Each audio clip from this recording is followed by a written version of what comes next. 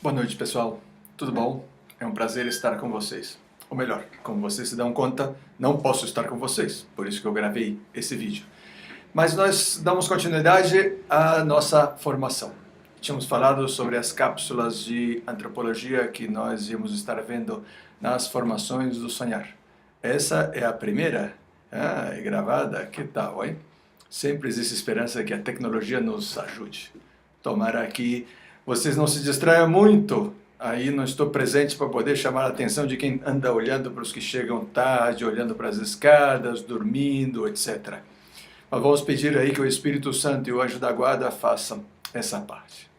A cápsula de hoje nós queremos falar sobre os principais conceitos que envolvem o ser humano. São conceitos que a gente vai estar manejando esses dias. E a gente tem que falar na mesma linguagem. Vamos estar voltando sobre eles, vai ser uma formação cíclica. Mais ou menos quando você faz aquele chocolate caseiro que vai ser na cobertura do bolo, né? Você tem que dar um montão de voltas. E cada volta o chocolate vai ficando mais grosso. Que delícia, deu até fome, né? Pois é, também quando nós estivermos vendo os conceitos, nós vamos estar dando voltas sobre eles, para que nós possamos aprimorar cada vez mais. Primeira definição do homem que nós estamos acostumados a escutar por aí. O ser humano é um animal racional, né? Bom, alguns são muito mais animais do que racionais. Brincadeirinha aí, por favor. Animal racional. Por quê? Porque, pois, com os animais, com os mamíferos, nós temos muitas coisas em comum. Temos o corpo, os instintos, os sentidos, e alguns funcionam melhor do que com os animais, outros funcionam pior, etc. Mas, enfim, somos animais. E somos racionais porque temos inteligência, ou seja, podemos racionar. Contudo, eu não gosto muito dessa definição, porque é muito limitada. Por que só limitar o ser humano à sua inteligência? Será que nós não temos outras capacidades que são muito maiores do que a inteligência? Claro que sim. Nós temos um coração, nós temos uma capacidade de amar, nós temos sentimentos, nós tomamos decisões, nós somos livres. E tudo isso não é fruto só da racionalidade, é fruto de todas as nossas faculdades espirituais integradas. Então eu gosto mais da definição de que o ser humano é um animal espiritual. Mas essa história de animal também não gosto muito. Porque é certo que nós temos um corpo, e o corpo nos une aos animais. Mas o nosso corpo também é diferente. É um corpo espiritualizado. Porque o nosso corpo é o que nos permite que o nosso espírito possa se manifestar. Por exemplo, toda a nossa comunicação se dá através do nosso corpo. Se nós queremos transmitir uma ideia para alguém, eu tenho que falar. E essa pessoa vai escutar. Ou eu posso fazer gestos. Posso transmitir com o rosto, por exemplo. Se eu estou com medo, não? Se eu tomo um susto, não? Se eu estou contente. Se eu estou bravo, não? Se eu não entendo alguma coisa. Etc. Então, o meu corpo serve como canal de comunicação. Então, não é simplesmente um corpo animal, é um corpo espiritualizado. Está completamente impregnado pelo meu espírito. Então, pois, é a minha forma de que eu me comunique, mas também é a forma com a qual as pessoas se comunicam comigo. Elas podem falar comigo, podem me tocar, podem fazer um carinho, podem me abraçar, podem fazer gestos quais eu posso ver, etc. Toda a comunicação se dá através do corpo. E por isso nós dizemos, eu prefiro essa expressão. O homem é um espírito encarnado. Porque o que nós temos de principal é o nosso espírito, que se encarna em um corpo. Está num corpo.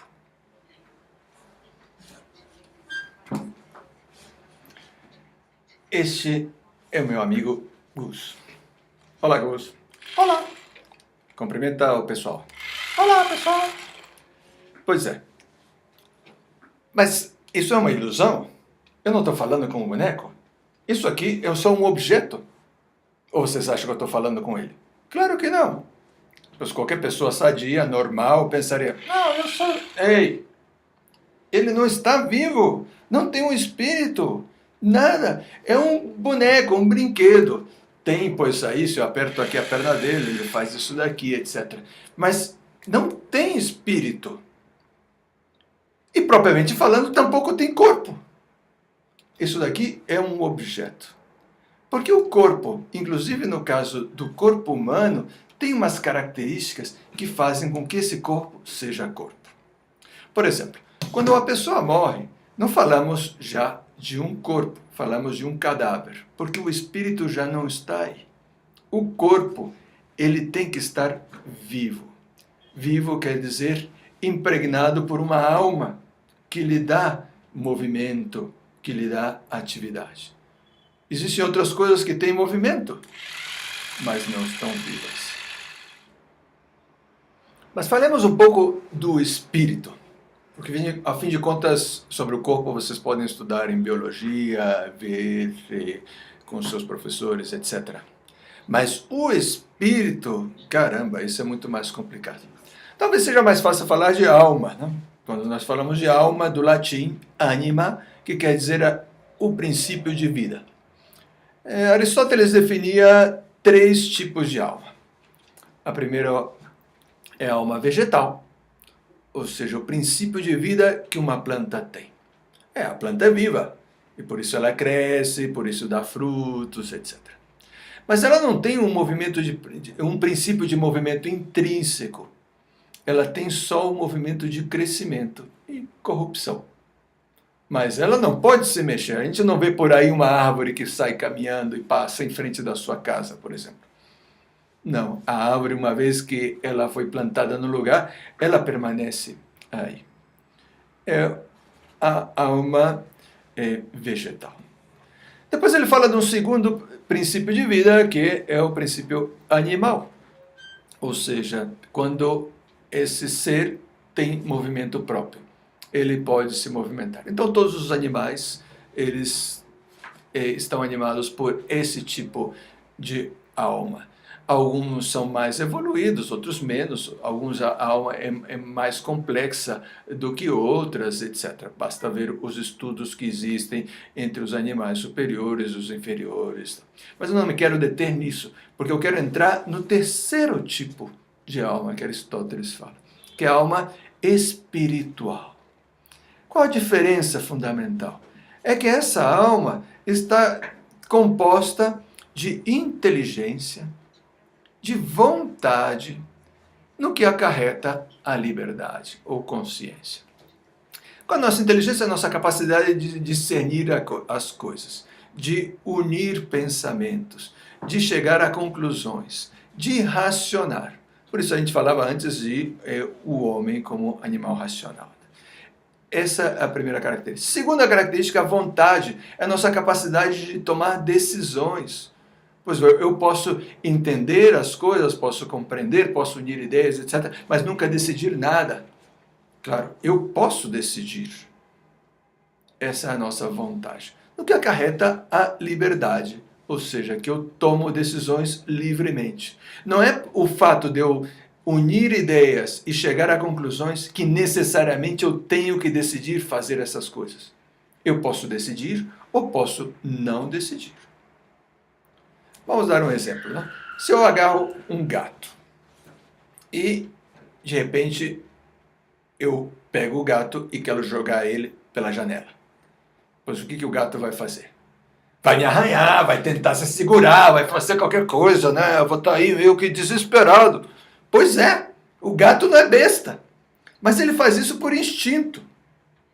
Qual a diferença se eu quero fazer isso com o ser humano? Talvez ele vai fazer a mesma coisa, vai me agarrar pelas orelhas, pelo nariz, no meu caso, né? E vai tentar se defender.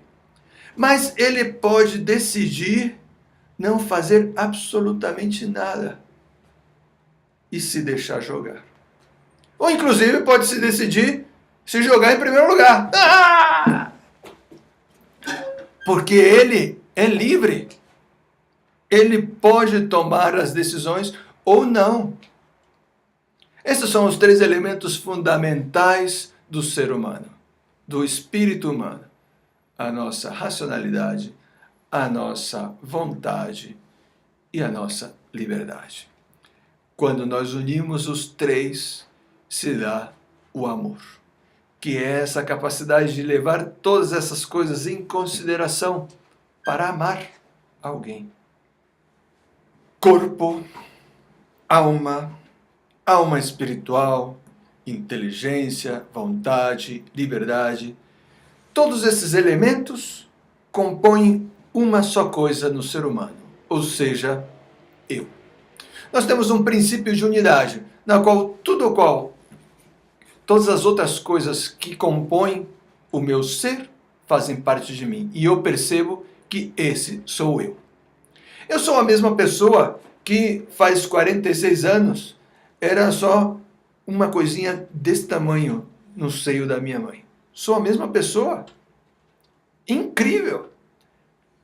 Mudaram todas as minhas células, cresci. Acreditem ou não, eu quando nasci era loiro. Era bonitinho e tal, olha só como é que terminou. Mas está vendo? Assim são as coisas. Espero que ao menos a alma seja um pouco melhor do que o corpo. Nós temos esse princípio de unidade que garante que nós somos a mesma pessoa, apesar das transformações pelas quais nós nos vamos submetendo. Transformações corporais, transformações espirituais. Nós começamos a compreender muitas coisas, a entender, a nossa inteligência cresce, a nossa capacidade de decisão, crescemos em virtudes, diminuímos em outras, mas sempre somos a mesma pessoa, o mesmo eu. Então eu não posso dizer que a parte mais periférica do meu corpo é outra coisa. Não, sou eu também. Isso aconteceu uma vez que uma pessoa que eu conheci estava dormindo e estava com a mão apoiada na parede e pois a mão adormeceu. Sabe como acontece que você perde assim a sensibilidade? Né? E nisso ela caiu a mão no peito dele. Pá! Então ele acordou com aquela mão assim de alguém no seu peito. Ele não estava sentindo, logicamente, e começa a gritar, ah! E morde, pega a mão e morde, oh! E como não estava sentindo, mordeu forte pra caramba. E pouco a pouco vai voltando, aí a sensação, e começa a sentir a dor, ah! Pois claro, a mão era sua. Nós não podemos prescindir de nenhuma parte do nosso corpo. Está tudo unificado. Tem coisas que nós não controlamos no corpo. Vou aumentar a produção dos meus glóbulos vermelhos. Pois não aconteceu nada. Eu não posso dizer para o meu rim agora que pare de funcionar, ou funcione um pouco mais rápido. Não, tem outras coisas que eu posso controlar, né? Respiração, né? Mas outros órgãos não posso. Então, nós nos damos conta de que a nossa liberdade é limitada. Apesar de que o corpo é meu, eu não posso fazer tudo. Eu não posso fazer tudo. Isso é só para abrir o apetite para o tema da próxima semana. Então, pessoal, resumindo, nós somos o ser humano, que é um animal e é racional. Mas nós não quisemos ficar com essa definição muito restritiva e ampliamos ao animal espiritual, ou inclusive uma definição ainda mais bonita, é um espírito encarnado, porque o principal que existe em nós não é o corpo, é o espírito. Depois nós vamos falar que esse espírito é eterno, ele pode perviver depois que o corpo deixa de existir. Falamos também do princípio de unidade, que é o nosso eu, que junta todas as nossas faculdades espirituais e corporais numa só pessoa, de tal maneira que tudo o que acontece comigo, eu sou o responsável, mas também eu sou o beneficiário. Então não se fala de que o meu corpo fez isso, a minha inteligência fez aquilo, não. Sou eu que fiz. Bom, tomara que vocês tenham gostado. E se não gostaram, tomara que tenha servido. Pois pelo menos isso é o que nós desejamos. Peço ao Deus nosso Senhor que lhes abençoe, que tenham uma boa semana e um evento maravilhoso. Eu vou estar agora em exercícios espirituais, Vou estar 8 dias de retiro, por isso não vou poder acompanhar os eventos de cada um de vocês, cada uma das unidades, os projetos, etc. Mas vou estar muito unido em oração. O que eu mais vou fazer esses dias é rezar. Então, podem ter certeza que eu vou estar rezando por vocês. E gostaria de concluir dando-lhes a minha bênção. O Senhor esteja convosco.